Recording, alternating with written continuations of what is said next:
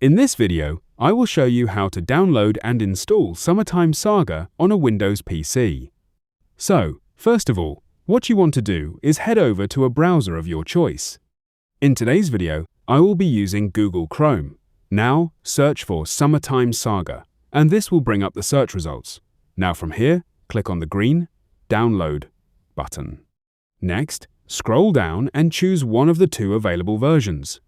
If you want to experience the most content that Summertime Saga has to offer, choose the Stable version.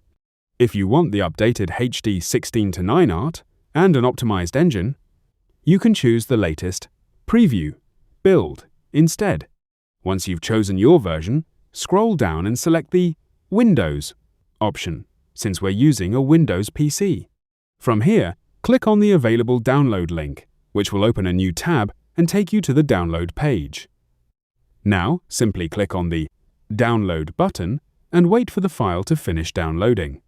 Once the download is completed, open your Downloads folder and locate the file you just downloaded.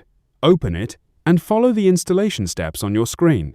Once the installation is complete, you can launch the game and you're all done. And that's it, guys. That's how you can download and install Summertime Saga on a Windows PC.